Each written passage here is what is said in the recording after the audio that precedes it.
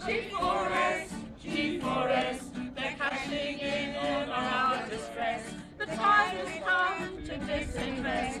We've all had enough of G4S, G4S, G4S, the greatest crooks, the biggest mess. The time has come to disinvest. We've all had enough of G4S. We've all had enough of G4S. In the ground, children's cells 3 floors below the surface. Shame on you, G4S! Shame on you, G4S! Shame on you, G4S! Shame on you, G4S! Shame on you, Ashley Almanza! Shame on you, Ashley Almanza! Shame on you, John Connolly! Shame on you, John Connolly! Less than 2 weeks ago, on the 23rd of May 2015, Israel abducted 14 years old Palestinian schoolboy Amir Abdel Rahman Berjawi from in front of his home near Jenin. He's being caged in Israel's notorious G4S secured Megiddo prison, where Palestinian father of 2 children, Arafat Jaradat, was tortured to death in 2013.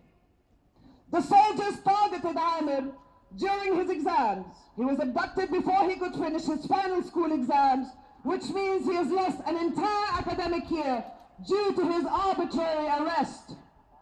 He is accused of the usual trump-up charge of throwing a stone. Amir's mother, on seeing her son at the military court, says, "It's painful to see our little baby kid shackled and dressed in prison clothes in the Israeli military court and treated aggressively and cruelly." The soldiers prevented Amir's mother from speaking with her son, despite her pleas. Amir's military hearing has been deferred for next Tuesday, 9th of June. It's essential in the meantime to put pressure on the Israeli regime to release him. The United Nations Children's Fund, UNICEF, report on children in Israeli military detention concludes that Israel is the only country in the world where children are systematically tried in military courts that, by definition, fall short of providing the necessary guarantees to ensure respect for their rights. The conviction rate in Israeli military courts is an unfathomable 99.74%. G4S provides the control command room at Megiddo from where the entire prison is controlled, making G4S totally complicit in Israel's crimes against Palestinian children. We are here outside the AGM of G4S to demand its board respect human rights and immediately end its contracts with the Israeli prison service and the illegal occupation. Shame on you, G4S! Shame on you, G4S! Shame on you, G4S! Shame on you, G4S! Shame on you, Ashley Almanza! Shame on you, Ashley Almanza! Shame on you, John Connolly! Shame on you, John Connolly! Free Palestine! Free Palestine!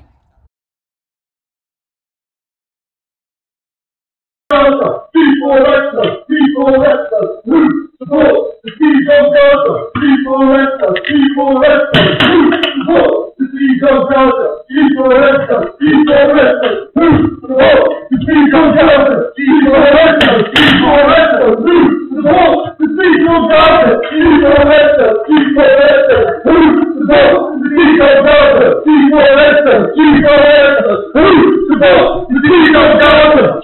G4S, G4S, support the siege of Gaza. G4S, G4S, support the siege of Gaza.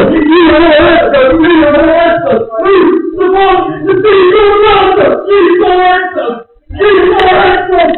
I apologise for that. I hope it's the last interruption. I think it's absolutely clear that all the resolutions that we mentioned today are not going to make any difference.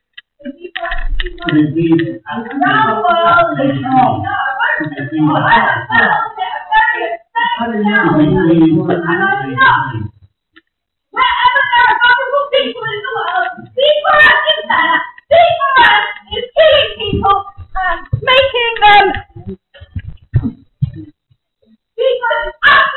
disgracing our human rights abuses around the world, and it's disgusting any terrorist to be a friend of themselves. Three options to resolution. Invoke all the proposed resolutions. I told them that they work for the illegal settlements and they do all kinds of crime. I reminded them of the death of Jaradat on the 23rd of February, who died. Yeah. Okay, so yeah, at that point, I told them a few other things. At that point, a few people came and tried to expel me, and then they carried me out quite roughly. So yeah, I'm glad I was there, and I'm glad I made them make a little break and listen to me. While leaving, I threw confetti of the faces and the names of 400 Palestinian prisoners who were killed in Israeli jails, some of them secured by the G4S.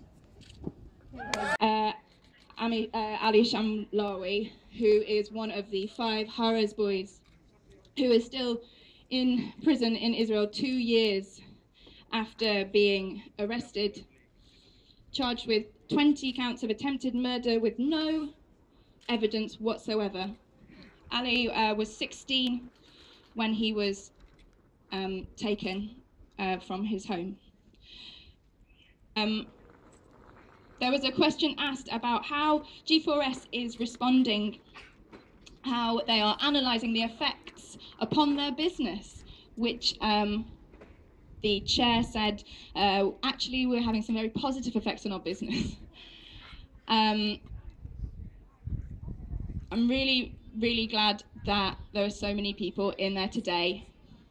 It just shows that the boycott, divestment and sanctions movement is not going to hold up. They're not answering questions properly about when they're actually going to stop their involvement with Israel. They answered that they're going to keep being involved in the Israeli police service for as long as that contract holds. Shame on G4S. They would not give an answer as to how long that is. Yeah. They said they would pull out. G4S, shame on you! G4S,